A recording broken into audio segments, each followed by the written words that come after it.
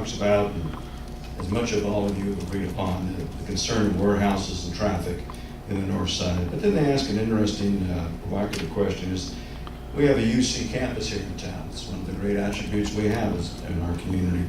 How would you, I'm sorry, I believe it's Mr. Gardner, I apologize. Mr. Gardner, to begin with, how would you connect the UC with the north side to create job opportunities and growth opportunities and catalytic opportunities? I think there are a couple of ways to do that. One, it's not Northside, it's Hunter Business Park, but we already have the CSERT. It's an air quality, particularly vehicle-oriented UCR facility. It is up off Columbia Avenue. That's a quick start. We have an enterprise zone that we are looking at developing in part of downtown, a little bit of the east side, and extending out to the north side. And I think there's great opportunity to work carefully with UCR on that. And that I see as being a range of technology businesses, perhaps some medically oriented manufacturing, and maybe medical offices. So I think there's a lot of tie with UCR that can be done here.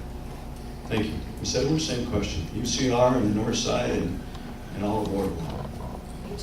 I love this question about connecting to universities and tapping into the brain power of our 55,000 plus students that live around Riverside to see how we can use these ideas, these innovations to support our neighborhoods, hopefully neighborhoods that students themselves and professors themselves will want to live in. I think, speaking back to my answer for an earlier question about the potential of agriculture here and training, that is a particular expertise of UCR, and I think an easy way that we can make use of what people are studying in UCR already and bring it to this neighborhood. And I have been recently inspired, and we talk a lot about being the city of arts and innovation. I've been inspired by South Bend, Indiana in the Midwest. They're not a city of innovation, they're a beta city, which means they're a city that's willing to try new ideas and really create this muscle of innovation. They were facing a crisis with their sewer system, and they actually went to the university and the students and the professors there to try some ideas that had come from that community to see if it would work for the city sewer system. They ended up saving so much money and trying brand new things that had never been tried before. Now their sewer system is a leader in the nation. So we absolutely have to tap into UCR on the north side everywhere in the city if we do truly want to be the city of arts and innovation. Thank you, Ms. Edwards. Mr. Falcone, UC in Ward 1.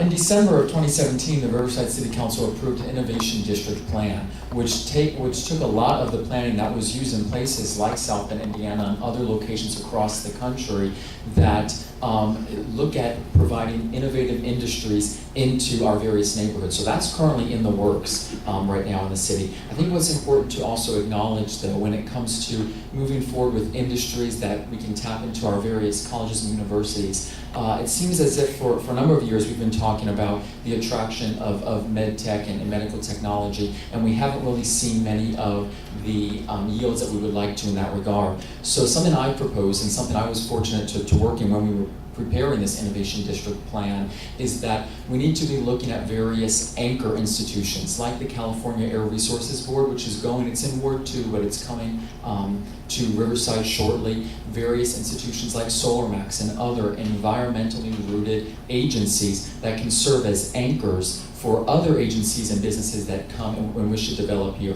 Those are the specific fields, environmental technology, green infrastructure. These are the fields that many college students, university students, are finishing their degrees in and looking to find job opportunities and cannot find it here in Riverside and go elsewhere, predominantly to Northern California. And when you have a university, I know CBU the percentage is 85% of their graduates leave after graduation because they cannot find the industries in which they are now experts in. And we need to do more here in Riverside in environmental technology. Thank you. Ms. Edwards.